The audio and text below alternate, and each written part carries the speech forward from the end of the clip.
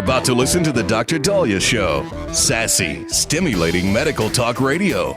Any medical advice Dr. Daliah Wax gives on her show should not be substituted for an actual visit to your medical provider. And now, here's Dr. Daliah.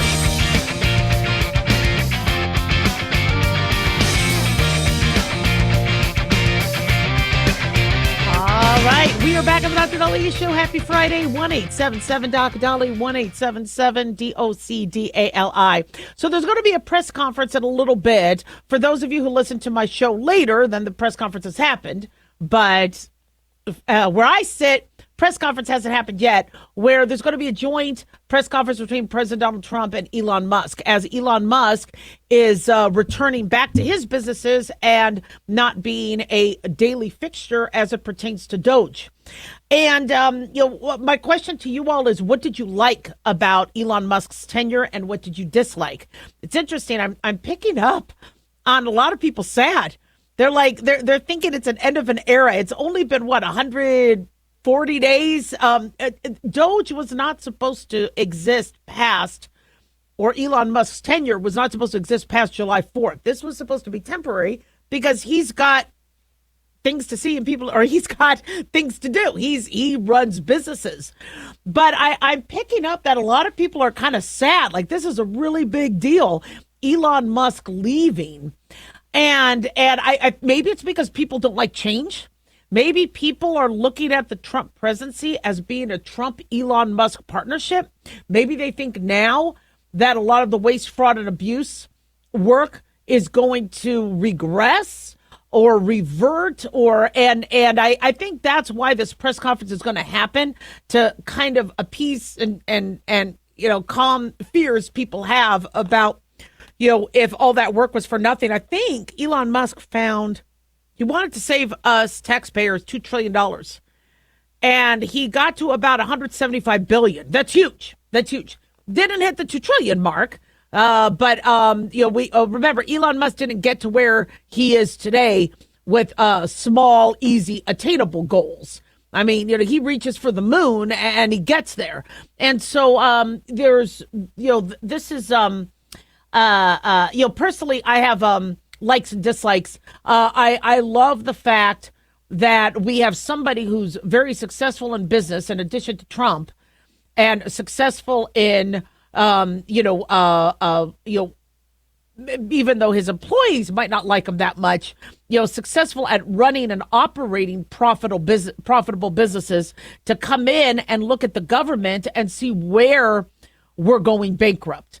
And so I thought that idea was brilliant. Vivek Ramaswamy was supposed to partner with him. That fell through pretty early on, as Vivek wants to run for Ohio governor. I think that's fine. I think Elon Musk is kind of a one-person show, but he did assemble a team, and it's very hard to have two alphas. So I think that did work out for the best. I would have liked him to catch more, but $175 billion in contracts that weren't being held up by the contractors, and people still getting paid, and the Social Security rolls, and that, and we also were in a position where people didn't want to go back to work. I'm looking at my old shows, downloading them, because Facebook Live is going to be deleting all the old shows. And back in 2020, I was talking about how people aren't going to want to go back to work. How are you going to get people to ever come back to work? And here we were during the Biden administration with federal offices that were paying high amounts of rent on, just sitting there empty. We'll either sell the buildings and give the money back to the taxpayers, or get people back to work. And so we kind of needed somebody other than the president. Everybody says, well, why didn't just the president do this? Well, because he's got to deal with Iran. He's got to deal with Russia. He's got to deal with the hostages in Gaza. There's so much he has to do that Elon Musk was able to septate out and do that. And so that was I think, very, very effective. I did not like the mass firing. All right. I thought it was brilliant saying, look, you have a job. Come back. If you don't want to come back, we'll keep you on the payroll till September, but that's all we could do. All right? We want you to come back to the office. I thought that was brilliant. What I didn't like is people who said, no, don't need to take this deal. I want to work. I've been working at the office. Those people were at risk of getting fired. That I didn't like. On the other end, though, if there were agencies that we're so contaminated with waste, fraud, and abuse that the only way to address it is to, level it and start from scratch. Then that needs to be explained. And that's kind of what was the justification for a lot of the firings, where this department is not needed. I would have also recommended that some of those Doge savings start going to taxpayers immediately. The idea that everybody will probably get maybe a $5,000 paycheck or $5,000 check or refund of their taxes in the future wasn't enough to hold everybody's attention and support. I don't want to buy voters, but if you really save the taxpayers money, the idea and the concept of giving some back was brilliant. And maybe they should be doing that every fiscal quarter, so that people are seeing, this is what's going on. As I've said for years, if you want to stop waste, fraud, and abuse in the government, incentivize everybody in the government that if you're under budget, you're going to get a percentage bonus, which is going to be obviously significant. So the more you are under budget, the better it is for you. And you're going to see people are going to steal less whiteout, and they're going to, not be buying furniture or books or whatever just to fill up the budget at the end of the year because they're getting money back. Very simple concept. I hope somebody introduces that. I've been saying that for years. So, Elon Musk leaving is not a big shock because he's got his companies, and Tesla's struggling a little bit, since he's been gone. So he has to go back. This was never supposed to be a long time thing. He's not, a politician. He's a business owner, and he's an entrepreneur, and he's an innovator. We still need Elon Musk to do what he's doing, as we could see what happened with the ISS, the space station stranding. Those are NASA astronauts stranded on the space station. We needed Elon Musk to get them back. So I think he is better placed now, back doing what he's doing, where Trump can always rely on him if he needs to. So, I wouldn't feel sad about him leaving. I understand there's been a lot of critics.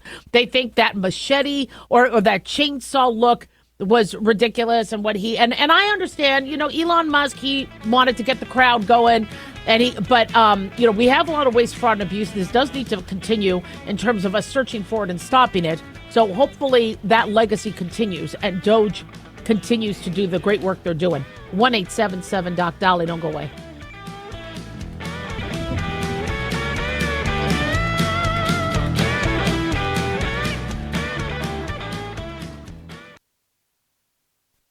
In a study, it was found that 33% of 44 herbal supplements had no trace of the advertised herb. Now, don't let that happen to you. Hi, this is Dr. Mitch. If you want to ensure quality, please go to TotalWellness.com. Supplements made for physicians, only now available to you too. TotalWellness.com, helping you to look good, feel good, and enjoy total wellness. Dr. Daliah here. Are you tired, burned out, gaining weight, succumbing to the daily pressures of life? Well, how's your dopamine doing? How you feel right now, how you'll feel an hour from now, and how you'll feel next week is completely reliant on your dopamine. Our daily motivation and willingness to push through challenges depends on the intricate chemical process dopamine provides. Christian Kalikas and I created Deploying Dopamine, a book that tells you what dopamine is, when it dysfunctions, and how to successfully deploy it when needed. Find Deploying Dopamine on Amazon today. Check it out. Self-reliance. It's not a phrase we hear much in our culture these days. It might conjure up images of pioneers, the West, rifles, strapping men, and strong women. But what does it mean for us in today's world?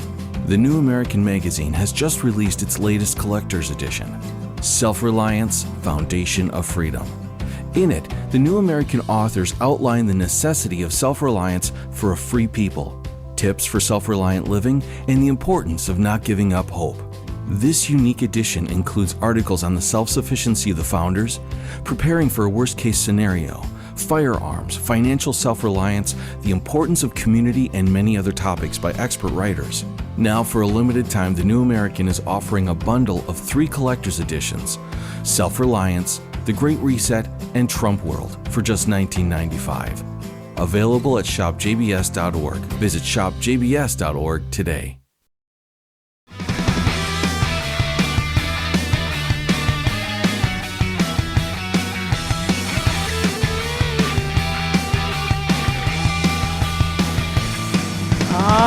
right, we are rocking out this Friday. 1-877-DOC-A-DALI, 1-877-DOC-DALI. Big thanks to Talk Media Network for making the show happen. Big thanks to Daniel, our producer, and big thanks to y'all for tuning in. We really do appreciate it. Don't forget to follow us on Twitter or X at Dr. Daliah, Facebook, The Dr. Daliah Show, and on YouTube, click like and subscribe. So, you know, what's interesting, I'm hearing from both sides as it pertains to President Biden's health issues, whether it was his prostate cancer that was revealed to us that was very aggressive and appears to have not been diagnosed previously, his memory issues, cognitive decline. So this is a story that's not going to go away. And people are asking, well, why won't it go away? Why can't we just move on? Trump's president, because whoever's going to be the doctor of our commander-in-chief, whether it's in the past, the present, or now, we have to make sure it's a proper vetting process and that doctor is doing the right job. Our commander-in-chief deserves the best medical care possible. Now, maybe Dr. O'Connor was one of the best physicians out there, but Congress wants to bring him as well as his aides, as well as former President Biden and Jill Biden and former First Lady Jill Biden's aides to Congress to have them testify as to who was running the country, who was operating the auto pen, what was his physical and mental status, was a recover-up. And so, you know, being a doctor, when another doctor, shall we say, doesn't follow standard of care, I get asked, I get grilled. And so for years, people were asking me why a mini mental status exam wasn't done, or a full mental status exam, or an MRI. Because I, as a radio physician, am supposed to teach you guys about the standard of care. You know, we spoke at length about prostate cancer and how the screening is not recommended routinely anymore, except if you're over 55 to discuss with your doctor, if you're higher risk to talk to your doctor about getting it done sooner. And now that people are looking at what happened to President Biden, they're like, whoa. Maybe we need to be a hell of a lot more aggressive about screening for prostate cancer. Because when you have all these individuals, you know, Defense Secretary Lloyd Austin having prostate cancer, O.J. Simpson dying of prostate cancer, James Michael Tyler, who played Gunther on Friends, dying of prostate cancer. Now Joe Biden going from 0 to 90 with prostate cancer. Now people are asking me, are the guidelines wrong? Well, I can't say if the guidelines are wrong because I don't know what screening or what was done. And so the question in terms of all of those patients and if something was, shall we say, there was a high risk issue, or there was another symptom and follow-up wasn't done, or they had an aggressive cancer. These are things that help morph our standard of care and the things we do. I told you guys, this is personal. It's between you and your doctor. You figure out what you need. You guys come up with what is the best plan for you based on your family history, based on your lifestyle, based on any symptoms you have. And I'm telling you, the majority of people, when they talk to their urologist, they're getting screened a lot more aggressively than what the guidelines recommend. But the guidelines are there for insurance companies to decide what to pay, what not to pay. They're also there to protect people from unnecessary procedures and any risks that could come with prostatectomies and things like that when it might be a slow-growing cancer. But, you know, the validity of President Biden's medical exam and what was being reported is very relevant. You know, as much as I'd like us to say, look, let's move on, let's get stuff done. I don't want to see the back and forth politics. Who's examining Trump? Well, who's going to be the next president, the doctor for the next president? I mean, what is the standard of care, and why aren't the physicians doing their jobs? Now, the big question, though, people are want answered is, did Dr. O'Connor do his job, but the commander-in-chief limited him, or the team or whoever was running the government limited him? And then that brings up a question of ethics. If you feel like you can't do your job, you leave that post immediately. All right. Your loyalty is to the patient and doing exactly what that patient needs to be healthy. And if at all you were limited by doing the job you had to do, then you're not being a doctor. You're a danger. So then you have to recuse yourself immediately. So there's a lot of questions. So no wonder Congress, wants to, subpoena aides. I think the House Oversight Committee has been in contact with the attorneys for Neera Tanden, Anthony Bernal, Annie Tomasini, Ashley Williams. These were people who were aides, and their roles and what was happening behind the scenes. I mean, we all suspect what was happening, but the country wants to know that if they elect a president, that president is the one who's in charge, not somebody else. This is why people had all their panties all up in a bunch with Elon Musk. They were saying, but we voted for Trump. We didn't vote for Elon Musk. Well, but then, when Elon Musk campaigned with them and Trump said, I'm going to probably hire Elon Musk, Kash Patel, Dan Bongino, these individuals to help me, that helped get him elected. So people, who wanted Trump in office did like Elon Musk. But, there still is, a lot of, shall we say, clarification needed as to who is helping the president. Are there any conflicts of interest? And Trump even said if there's a conflict of interest that has to do with Tesla and Elon Musk recuses himself. We saw that with Amy Coney Barrett and the Supreme Court as it pertained to college campuses. If there is a case where there's a conflict of interest, you have to recuse yourself. So what realistically would Congress be able to get from Dr. O'Connor if they get him on the, if they get him, shall we say, Dr. Kevin O'Connor, in Congress? Well, HIPAA protects patient privacy, as it should. So when people say, well, he's going to have to then answer questions on Biden's medical results, not if Biden doesn't give him permission. If former President Biden does not give permission for somebody to publicly announce your personal private medical records, no one's going to get that. But it's not a waste of time. They can ask Dr. O'Connor a bunch of other questions that isn't pertaining necessarily to President Biden. So they could subpoena him and say, look, if a patient has memory loss, what would be the workup for that? Oh, we would do an MRI. We would also, check their vitamin deficiency. We would check them for infection, etc. Now, if they do a follow-up question saying, was that done on President Biden? They go, sorry, I can't violate HIPAA. I can't answer that. At least you have under testimony, what his idea of standard of care was. I don't think any of them are going to volunteer. I think they're all these former aides are probably going to try to wait till the last minute. Now, people could say, Dr. Daliah, Biden should release HIPAA. He's not commander-in-chief, though. Your current commander-in-chief, there's a lot of debate on how much transparency there should be because people might have to invoke the amendments to 25th Amendment, I believe, to replace him if he is not physically fit or mentally fit, etc.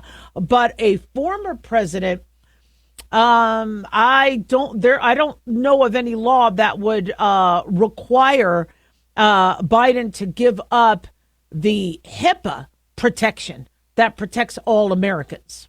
But the problem is we have a lot of distrust. People are, who are huge fans of Biden are mad. They're like, how could our former commander-in-chief be now fighting an aggressive cancer that metastasized to the bones? What the hell happened? And then Dr. O'Connor could be up on censorship with his state license. So what people ask, well, then how does anybody get to the bottom of this if there's HIPAA? Your medical board can override. So if a medical board needs to know that a doctor is practicing properly, they could subpoena medical records. So this wouldn't be a Congress or public issue, but whoever is giving Dr. O'Connor his license could be the one to, and then Dr. O'Connor could answer back to them, look, we did the tests. I'm not going to violate HIPAA, but I did proper, standard of care. But, so I think if anybody does move forward with this, it would have to be the medical board, his medical board, as well as Congress, asking the general questions. But to protect the patient privacy, that's solemn, and we do that. It's just people want to know, what happened. If there's a criminal issue, then HIPAA may be overridden. If somebody is, there's harm that's being done to somebody, and an overseeing agency needs to come in and help. So there are ways to get answers, and we don't want to sit here and just ruse over the past, but there's a lot of questions that we doctors can't answer, and patients are asking. 1-877 Doc Daliah.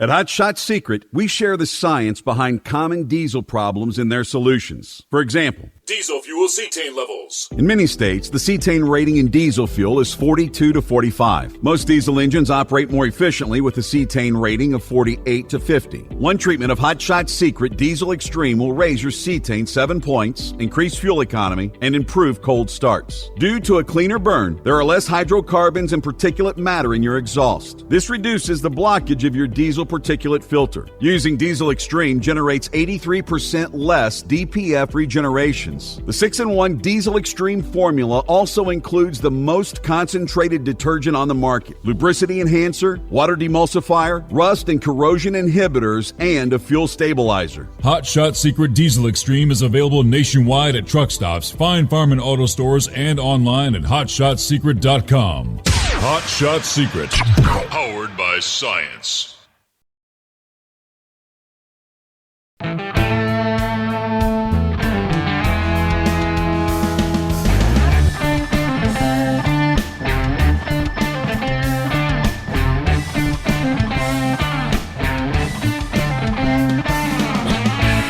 right. We are back on the Dr. Daliah Show. Thank you all for tuning in. 1-877 Doc Daliah, 1-877 DOCDALI. So a question I get a lot from patients is how much safer is eating marijuana through edibles versus smoking it? Well, it's not that much safer. Marijuana has risks all the way around, but we doctors prefer you expose your lungs to fewer pesticides and particulates and matter.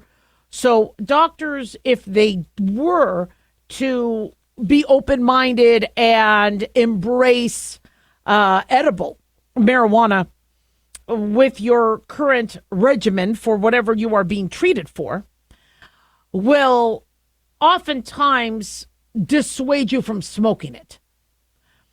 But that doesn't mean you're in the clear. So a study coming from UC San Francisco found that if you did eat edible cannabis, such as gummies, it could have the same impact on cardiovascular risk as smoking it. So this study was published in JAMA Cardiology, the Journal of American Medical Association, the May 28th issue. And it looks at reduced blood vessel function. And it's no surprise that long-term cannabis use has been linked to heart disease. No surprise at all. But people are using these edibles thinking they're like vitamins, especially since our vitamins come as gummies. So people think if you pop a gummy, you're good. No. The study looked at 55 people between the ages of 18 and 50, so younger, who were quote-unquote outwardly healthy. They divided these 55 people into three groups. Those who regularly smoked pot, right, or dope, but marijuana specifically.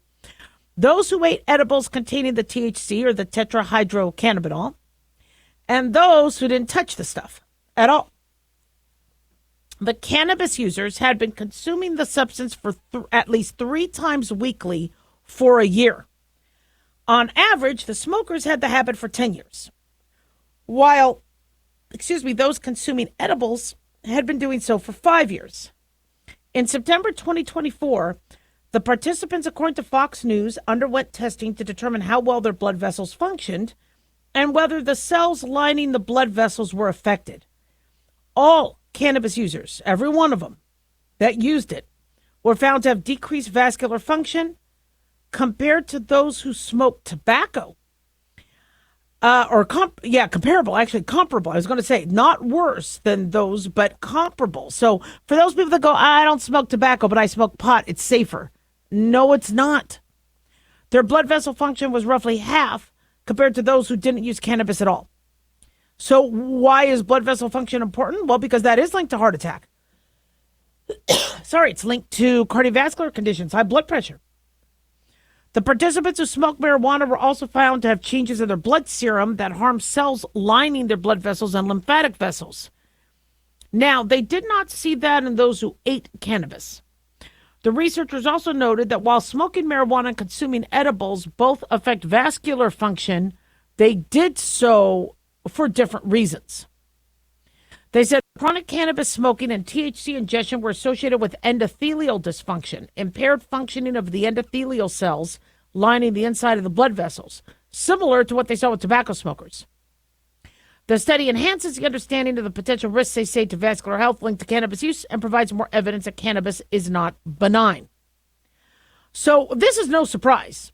We know that there can be issues. Now, we have to be careful with these studies because people could have a bias, but the idea that us taking this on is completely benign is wrong. And I think the reason why that has happened is because your periodic, once in a blue moon partier that doesn't really ping the radar.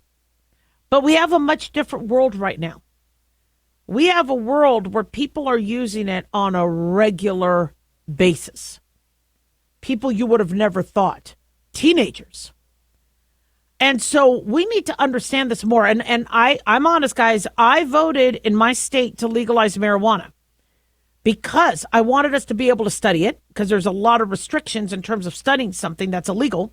I wanted our cops free from having to deal with marijuana related, I had a baggie in my car type of crime.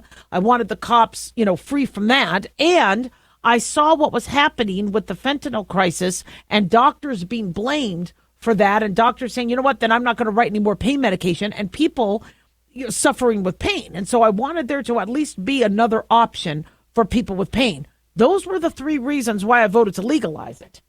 But I was naive to think that it wouldn't get so pervasive. Well, and this is why I was naive, because I thought that once marijuana got legalized in Nevada, the price point would skyrocket so much because, they were saying, oh, well, we could use these tax dollars for our schools and all that once it got legal, it would be so expensive that, that you really wouldn't see. It's cheaper for kids to get a beer.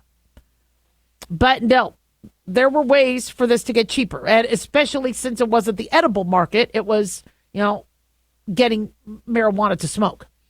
So we have most states are going to be legalizing it anyway, sadly. So now we have no excuse to not study it. And you have people who are consuming a lot of it. Now, I see patients who consume a lot of it because they call up very nauseated. They're like, I just can't stop the nausea. And I ask, how much marijuana do you smoke? And they say, or use. And they go, oh, I don't do much, but just every night. Well, marijuana can give you cannabis hyperemesis syndrome. People with depression and anxiety, how much marijuana are you using? It causes depression and anxiety. People with weight issues can cause weight issues. So these are pretty significant.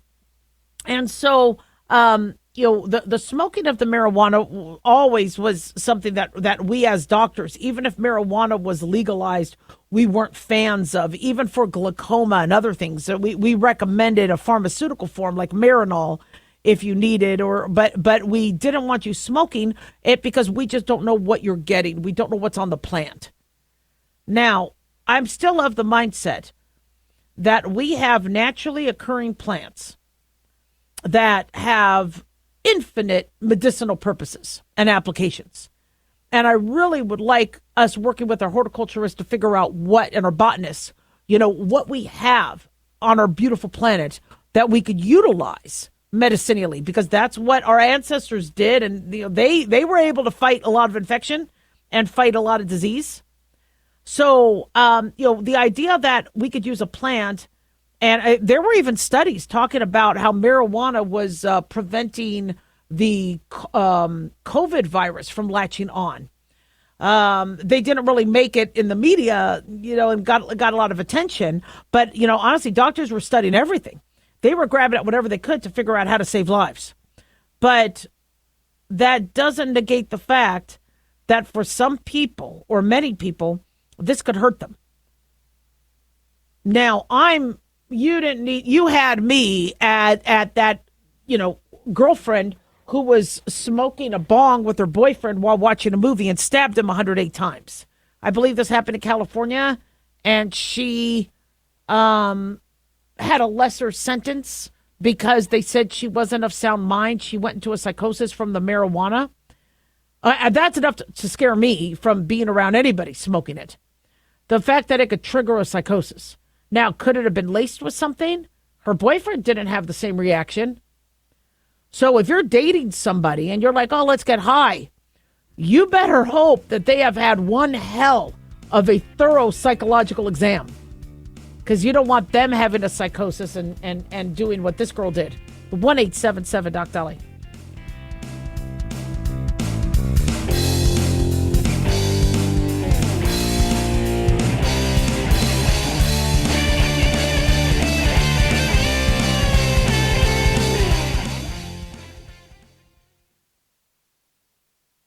Hi guys, Dr. Daliah here. Addictions can sneak up on us and come in many forms, whether it's drugs, alcohol, sex, video games, porn, or something less obvious such as food, internet, or shopping. Addiction can seem innocent at first and then evolve into an insurmountable evil. In our book, Addiction Basics, Caitlin Kalikas and I dive into the common addictions and provide tips for identifying and preventing these before they sneak in and take over our lives. Addiction Basics can be found on Amazon or my website, drdaliah.com. Check it out. Carl Amari here to tell you about our newest website for old-time radio lovers. It's 100radioshows.com. At this site, there are 5 old-time radio shows waiting for you to download free as our gift to you, and be sure to browse the additional 700 old-time radio shows available to you for 70% off by using the promo code RADIO at checkout. This is a limited-time offer, so log on to 100radioshows.com. That's 100radioshows.com.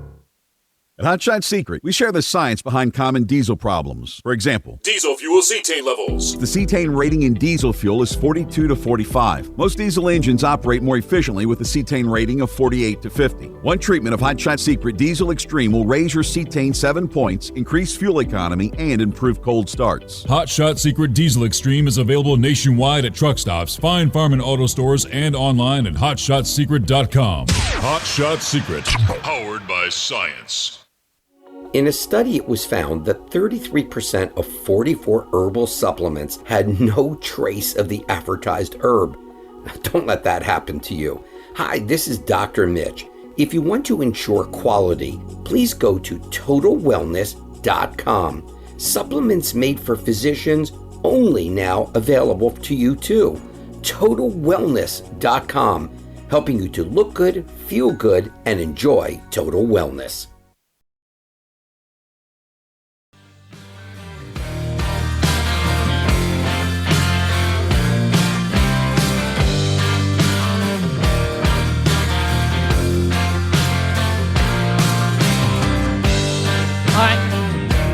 We are back on the Dr. Daliah Show. Thank you all for tuning in. 1-877 Dr. Daliah, 1-877 DOCDALI.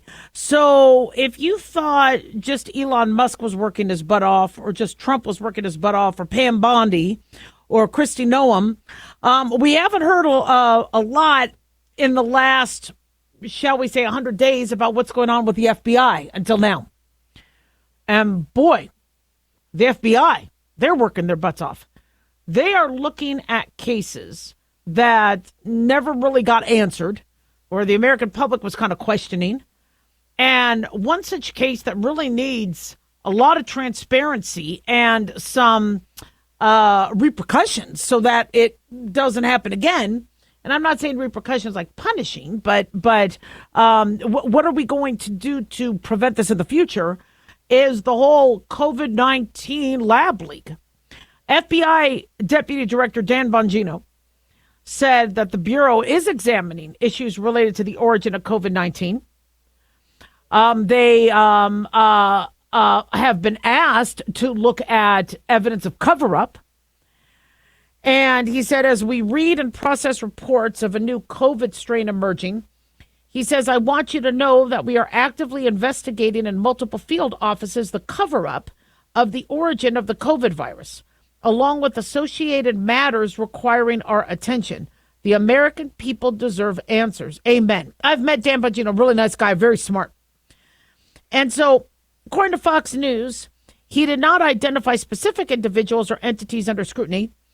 And the FBI has not issued an official news release, but the fact that he, had posted that saying we're on it is pretty reassuring.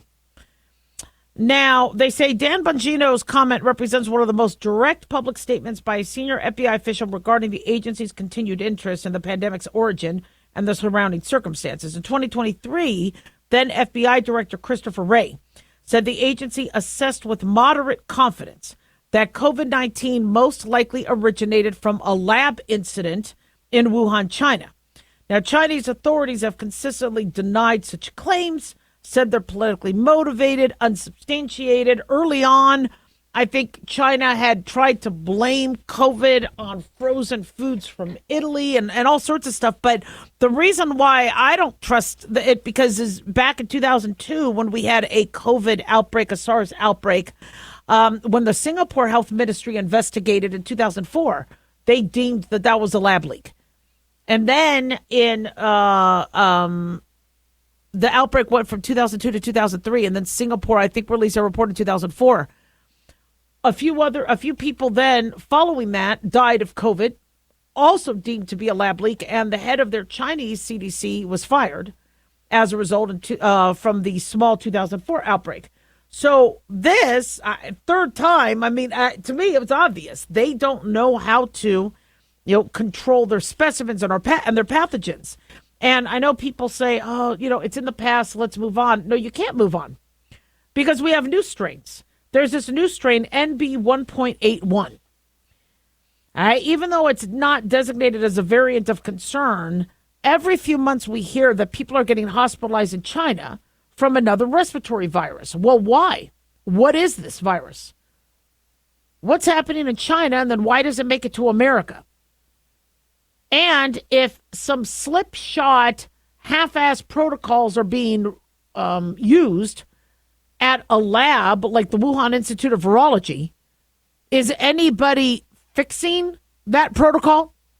Is anybody amending it to ensure that we have no more lab leaks? And if that same protocol that the Wuhan Institute of Virology operates under is shared and parallels other labs across the globe, then they're all vulnerable. So let's figure this out. It's been over 5 years. In fact, I believe it was leaked in August of 2019. If you look at the timeline of when cases were suspected in America and when people were getting sick. So if the leak happened in the summer of 2019, we're almost at the 6-year mark. Really? We still don't have with official certainty. I think the Department of Energy and the CIA also had said that it was of probability, a degree of probability, a leak. So I love that Dan Bongino is speaking about this. The House Select Subcommittee of the coronavirus pandemic has continued its inquiry. They are also looking whether early public health messaging downplayed this, such as Dr. Fauci's emails. Dr. Fauci has repeatedly denied any effort to conceal the information, calling these allegations entirely false. But how many times did people say I was being a conspiracy theorist?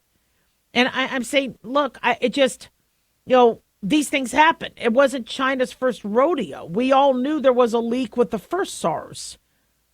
At the start of the century. Why is this such a conspiracy theory. Someone's working on a virus. And again, we weren't necessarily saying, I wasn't saying it was deliberately leaked. I'm still going to give the benefit of the doubt that this was all accidental. But we still have to focus on a pathogen leaving a lab, whether it was accidental or not. So Bongino is using social media to communicate a lot of the Bureau updates.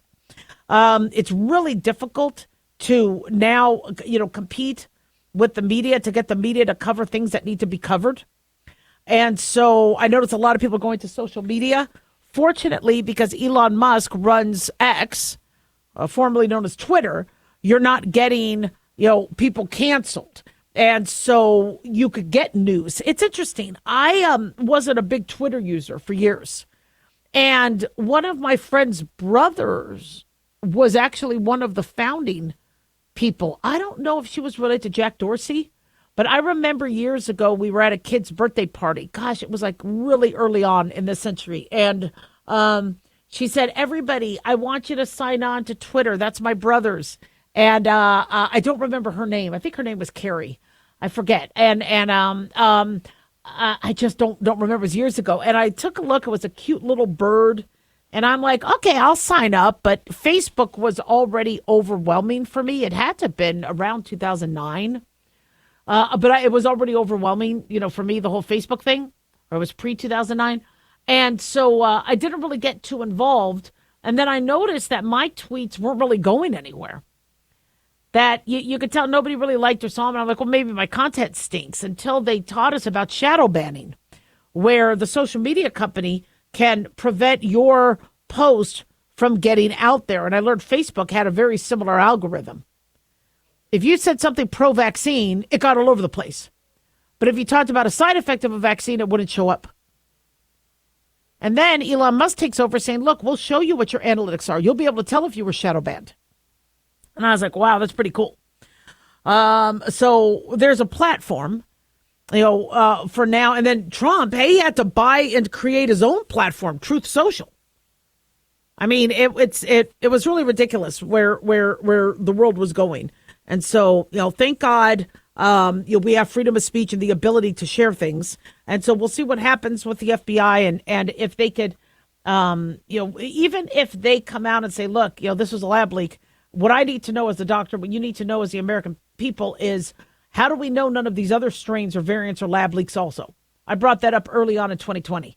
I go, if they don't nip this in the bud, then the Alpha strain or the UK strain, which they originally called it, and then the Delta strain, the Omicron, how do we know these aren't leaks?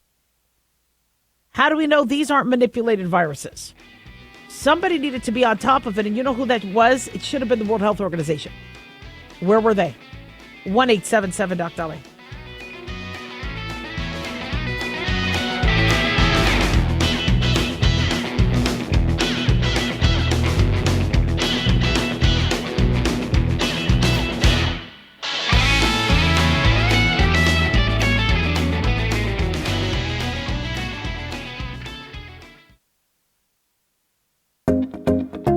Did you know that healthy arteries make a gas? Yes, actually 3 known gases. Hi, I'm Dr. Mitch, and nitric oxide is a gas that's readily made all day long to keep our arteries open by relaxing the blood vessel walls. By doing this, our circulation is increased, bringing blood, oxygen, and nutrients to every part of your body. Both age and poor diet can lead to a loss of this precious gas, and in turn, blood pressure can go up, energy can go down, and you can get tingling in your hands and feet. Well, our product, Ultimate Nitric Oxide, can easily help fix this lack of nitric oxide. Go to TotalWellness.com. That's TotalWellness.com, where we are helping you to look good, feel good, and enjoy total wellness.